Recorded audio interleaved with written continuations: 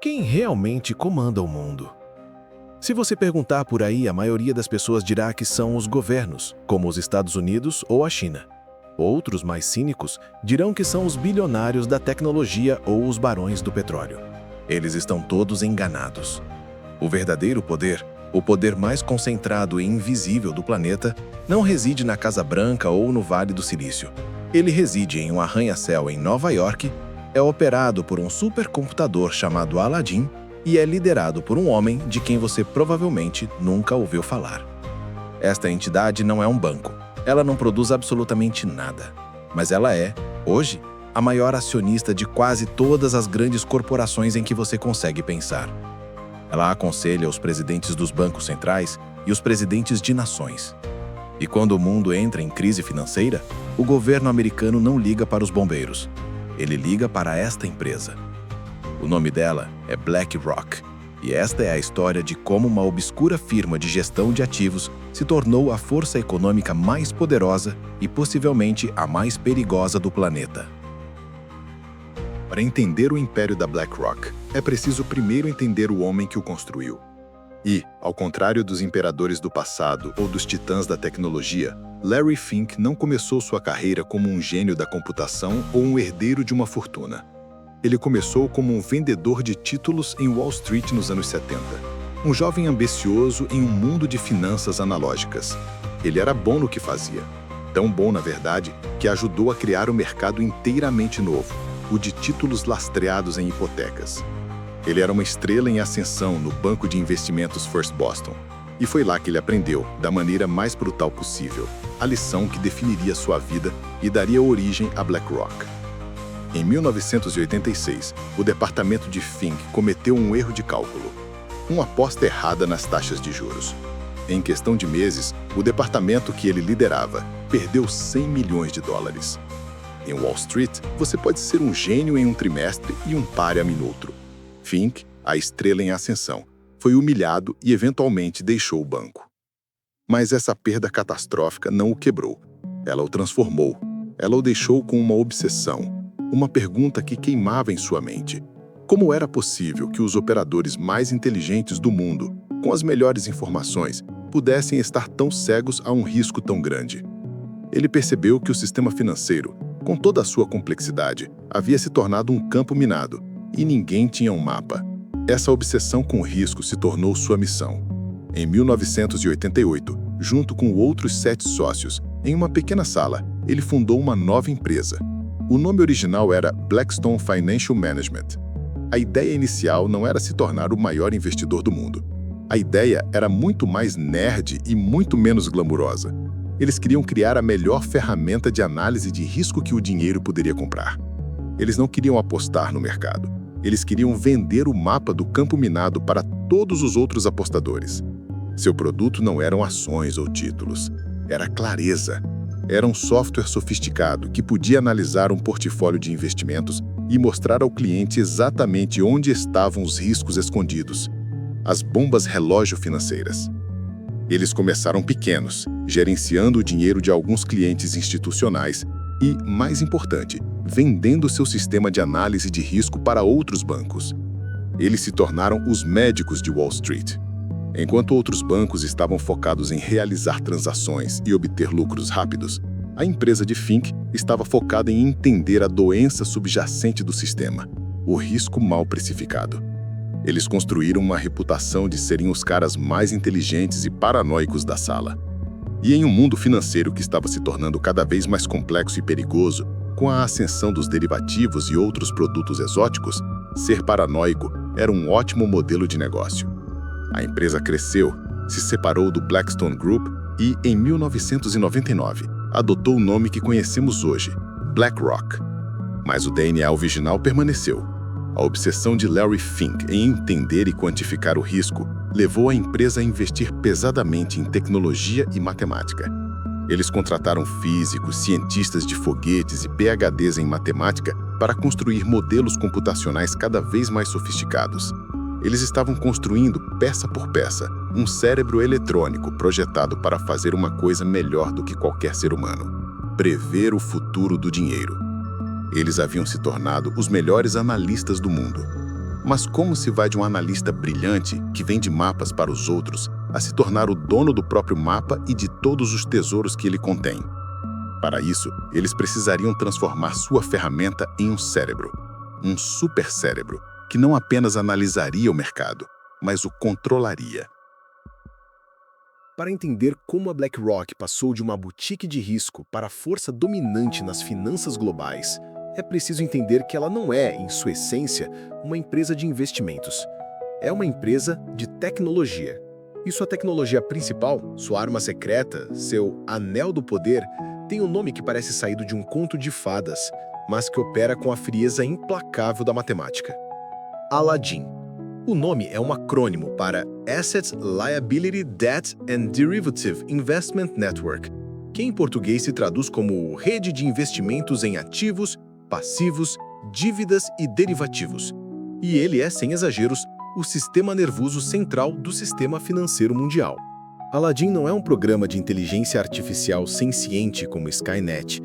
Pense nele mais como um cérebro eletrônico gigantesco, uma rede de milhares de computadores que funciona 24 horas por dia, 7 dias por semana, fazendo uma coisa: monitorar e analisar o risco. Ele foi a evolução natural daquela obsessão original de Larry Fink.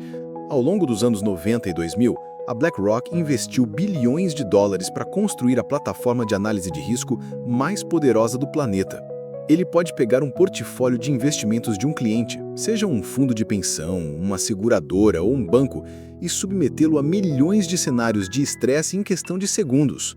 O que aconteceria com seus investimentos se a China invadisse Taiwan? E se uma nova pandemia surgisse?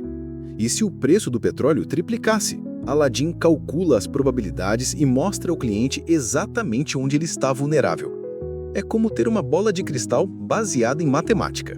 O verdadeiro golpe de gênio da BlackRock, no entanto, não foi apenas construir o Aladdin para uso próprio, foi licenciá-lo para o resto do mundo. Hoje, centenas das maiores instituições financeiras do planeta, incluindo fundos de pensão gigantescos, seguradoras, bancos e até mesmo empresas rivais da BlackRock como a Vanguard, pagam milhões de dólares por ano para usar o Aladdin para gerenciar seus próprios portfólios. Isso é o equivalente a Coca-Cola usar a fórmula secreta da Pepsi para fabricar seu refrigerante. Mas o sistema é tão poderoso, tão essencial, que eles não têm escolha. Estima-se que mais de 30 trilhões de dólares em ativos, o que representa cerca de 10% de todos os ativos financeiros do mundo, são gerenciados ou monitorados pela plataforma Aladdin. Isso cria uma situação de poder e informação que não tem precedentes na história. A BlackRock, através do Aladdin, tem uma visão em tempo real de como os maiores investidores do mundo estão posicionados. Eles sabem quem está comprando o quê, quem está vendendo, onde o dinheiro inteligente está se movendo antes de qualquer outra pessoa. Eles não estão apenas lendo o mapa, eles estão vendo as pegadas de todos os outros exploradores no mapa em tempo real. Isso lhes dá uma vantagem informacional tão vasta que a concorrência se torna quase irrelevante. Mas o poder do Aladdin vai além. Ele não é apenas uma ferramenta passiva de análise, ele é uma plataforma ativa de gestão. Os clientes podem usá-lo para executar negociações, gerenciar suas operações e garantir que estão em conformidade com as regulamentações. Isso significa que a BlackRock está profundamente integrada nas operações diárias dos seus clientes e, por extensão, de todo o sistema financeiro. Desligar o Aladdin hoje seria o equivalente a desligar o sistema de controle de tráfego aéreo de um aeroporto movimentado. O caos seria instantâneo. Essa dependência sistêmica transformou a BlackRock em algo mais do que uma empresa. Ela se tornou uma infraestrutura crítica. E foi essa combinação de uma reputação de gerenciamento de risco impecável, com a posse do supercérebro mais poderoso do mundo, que preparou o terreno para o seu próximo grande salto. A crise financeira de 2008 abalou o mundo, destruiu bancos lendários e levou a economia global à beira do abismo. Para muitos, foi um desastre. Para BlackRock, foi a maior oportunidade de sua história. O governo americano, desesperado, precisava de alguém que entendesse os ativos tóxicos que estavam envenenando o sistema. Eles precisavam de um médico. E só havia um nome na lista. Com o mundo em chamas, a BlackRock não seria mais apenas uma consultora. Ela estava prestes a se tornar um braço não oficial do próprio governo. A crise financeira de 2008 foi o batismo de fogo que transformou a BlackRock de uma gigante de Wall Street em uma força geopolítica. Enquanto bancos de investimento lendários como o Lehman Brothers implodiam sob o peso de seus próprios ativos tóxicos, aqueles mesmos títulos lastreados em hipotecas que Larry Fink ajudou a criar e depois aprendeu a temer, o governo dos Estados Unidos se viu em uma situação de pânico. O Tesouro Americano e o Federal Reserve, o Banco Central, precisavam desesperadamente de alguém para limpar a bagunça. Eles tinham trilhões de dólares para injetar no sistema, mas não sabiam como fazê-lo. Eles não entendiam a complexidade dos ativos podres que estavam nos balanços dos bancos resgatados. Eles precisavam de um especialista. Eles precisavam do mapa do campo minado. Eles precisavam do Aladim. Foi um momento decisivo. O governo americano, a entidade mais poderosa do mundo, efetivamente contratou a BlackRock para ser seu gerente de crise. Eles deram à empresa de Larry Fink a tarefa monumental de avaliar e administrar os ativos tóxicos de instituições resgatadas como Bear Stearns, AIG e Citigroup. Pense nisso. Uma empresa privada foi encarregada de gerenciar o resgate do próprio sistema capitalista. De repente, a linha entre a BlackRock e o Estado americano começou a ficar perigosamente tênue. Larry Fink não era mais apenas um CEO. Ele se tornou o conselheiro mais importante do secretário do Tesouro e do presidente do Fed. Essa relação simbiótica não terminou em 2008. Pelo contrário, ela se aprofundou. Quando a Europa enfrentou sua própria crise da dívida soberana, foram os especialistas da BlackRock que os bancos centrais da Irlanda e da Grécia chamaram para analisar a saúde de seus sistemas bancários. E quando a pandemia de Covid-19 paralisou a economia global em 2020, o Federal Reserve novamente recorreu à BlackRock. Desta vez, a tarefa era ainda maior. A BlackRock foi encarregada de executar o programa de compra de títulos corporativos do Fed, uma intervenção sem precedentes para evitar o colapso do mercado de crédito.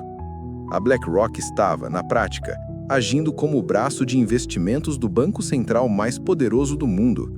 Essa fusão de poder público e privado se manifesta de forma ainda mais clara no fenômeno conhecido como porta giratória. É uma via de mão dupla. Executivos de alto escalão da BlackRock deixam a empresa para assumir posições importantes no governo. E, talvez mais importante, ex-funcionários do governo, incluindo ex-presidentes de bancos centrais e ex-ministros das finanças de vários países, são contratados pela BlackRock após deixarem seus cargos públicos, trazendo consigo suas redes de contatos e seu conhecimento íntimo do funcionamento do poder. O resultado é uma empresa com um acesso em uma influência política que nenhuma outra corporação no mundo pode igualar. A carta anual de Larry Fink aos CEOs, por exemplo, é lida nos conselhos de administração de todo o mundo, como se fosse um decreto papal, definindo a agenda para o capitalismo global. Essa posição única cria um conflito de interesses de proporções épicas. A BlackRock é, ao mesmo tempo, a maior gestora de ativos do mundo, uma grande acionista em milhares de empresas, uma vendedora de sua plataforma tecnológica, Aladim, e uma consultora de governos e bancos centrais. Como ela pode aconselhar um governo sobre quais regulamentações criar, quando essas mesmas regulamentações afetarão os investimentos de seus clientes e, portanto, seus próprios lucros? Como ela pode gerenciar um resgate do governo que envolve a compra de títulos de empresas nas quais ela mesma é uma grande acionista? A BlackRock se defende dizendo que existem muralhas chinesas internas que separam sua divisão de consultoria de sua divisão de investimentos. Mas para os críticos, a empresa se tornou grande demais, poderosa demais e interligada demais com o Estado para ser controlada. Ela não é apenas um jogador no jogo do capitalismo. Ela se tornou o árbitro, o dono do cassino e o maior apostador, tudo ao mesmo tempo. Ela se tornou, na prática, um quarto poder não oficial do Estado. Um poder que não é eleito, não tem transparência e não presta contas a ninguém, exceto aos seus próprios acionistas. Mas um poder tão vasto e tão concentrado que opera nas sombras entre Wall Street e Washington, inevitavelmente levanta a pergunta mais importante de todas. Eles são pastores benevolentes, guiando a economia global para a segurança, ou são mestres de marionetes com sua própria agenda? A ascensão da BlackRock ao Olimpo do poder global levanta a questão mais fundamental e desconfortável de todas. Esse poder imenso é uma força para o bem ou um perigo existencial para a democracia e o livre mercado? A resposta, como tudo que envolve a BlackRock, é complexa e obscura. De um lado, a empresa se apresenta como uma força estabilizadora, os adultos na sala, cuja gestão de risco sofisticada ajuda a prevenir crises financeiras. Do outro, os críticos a veem como um cartel monopolista, um governo sombra, que opera sem transparência e com conflitos de interesses que poderiam fazer um imperador romano corar. A principal controvérsia gira em torno da influência política e social da empresa. Como a maior acionista em milhares das maiores corporações do mundo, de gigantes da tecnologia como Apple e Microsoft, a potências energéticas como a ExxonMobil e a Petrobras, passando por conglomerados de mídia e farmacêuticas, a BlackRock possui um poder de voto extraordinário nas assembleias de acionistas, e ela começou a usar esse poder. A carta anual de Larry Fink aos CEOs, que antes era um documento técnico, se transformou em um manifesto político, ditando a direção que o capitalismo global deveria tomar. Nos últimos anos, a BlackRock se tornou a maior defensora do chamado capitalismo de stakeholders e da agenda ESG, ambiental, social e de governança. Fink argumenta que as empresas não devem focar apenas no lucro para os acionistas, mas também devem ter um propósito social, combatendo as mudanças climáticas e promovendo a diversidade. Para seus defensores, a BlackRock está usando seu poder para o bem, forçando o mundo corporativo a ser mais responsável. Mas para seus críticos, tanto da direita quanto da esquerda, isso é aterrorizante. Críticos da direita acusam a BlackRock de usar o dinheiro de seus clientes para impor uma agenda política woke, que eles não apoiam, efetivamente boicotando indústrias como a de combustíveis fósseis. Críticos da esquerda, por outro lado, acusam a BlackRock de hipocrisia, apontando que, apesar de toda a sua retórica verde, ela continua sendo um dos maiores investidores do mundo em empresas de petróleo e carvão e em fabricantes de armas. O problema fundamental é que uma única empresa, não eleita por ninguém, está efetivamente definindo a política industrial e social para uma vasta porção da economia global, contornando completamente o processo democrático. O segundo grande ponto de controvérsia é o conflito de interesses inerente ao seu modelo de negócios. Quando o governo contrata a BlackRock para administrar um resgate, como em 2008 e 2020, a empresa ganha acesso a informações privilegiadas sobre as intenções do governo. Ao mesmo tempo, sua divisão de investimentos está tomando decisões sobre como investir trilhões de dólares. Mesmo com as muralhas chinesas que a empresa alega ter, a possibilidade de que as informações de um lado do negócio influenciem o outro é uma preocupação constante. É como se o árbitro de um jogo de futebol também fosse o dono de um dos times. Finalmente, há a questão do risco sistêmico. A BlackRock se tornou tão grande e tão interligada com o sistema financeiro global que muitos analistas a consideram uma instituição financeira sistemicamente importante, ou SIFI, ou em linguagem leiga, grande demais para quebrar. Se a BlackRock, por algum motivo, enfrentasse uma crise, o efeito dominó poderia ser muito pior do que o do Lehman Brothers em 2008, porque ela não é apenas um banco, ela é a infraestrutura sobre a qual muitos outros bancos operam através do Aladdin. No entanto, a empresa tem feito um lobby feroz e bem-sucedido para evitar essa designação, o que a poupa de uma regulamentação governamental mais rigorosa. No final, a BlackRock é um paradoxo. É uma entidade que prospera com a complexidade e o medo. Sua ascensão foi impulsionada por crises, e seu poder deriva da promessa de que só ela pode navegar no caos, que ela mesma ajudou a criar. Larry Fink, o arquiteto do risco, construiu um império baseado na premissa de que ele pode prever o futuro. Mas a pergunta que ninguém consegue responder é: quem gerencia os gerenciadores? Em um mundo cada vez mais dependente dos seus algoritmos e de sua influência, a BlackRock não é mais apenas um jogador no jogo. Ela se tornou o próprio jogo.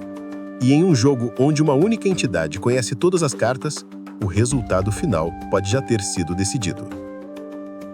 A história da BlackRock é o capítulo mais recente na longa saga do poder. Ela nos mostra que, na era moderna, os impérios mais poderosos não são construídos com exércitos, mas com algoritmos. E os imperadores não usam coroas, mas ternos. Entender a BlackRock é entender a verdadeira natureza do poder no século XXI. Se você acredita que é crucial lançar luz sobre essas forças invisíveis que moldam nossas vidas, junte-se à nossa expedição. Inscrever-se no canal é a sua forma de garantir que continuemos a fazer as perguntas difíceis. Deixe seu like para que mais pessoas conheçam a empresa que pode ser a verdadeira dona do mundo. E comente, você acha que o poder da BlackRock é um benefício ou uma ameaça? Aqui, nós não apenas contamos histórias, nós escavamos os alicerces do mundo.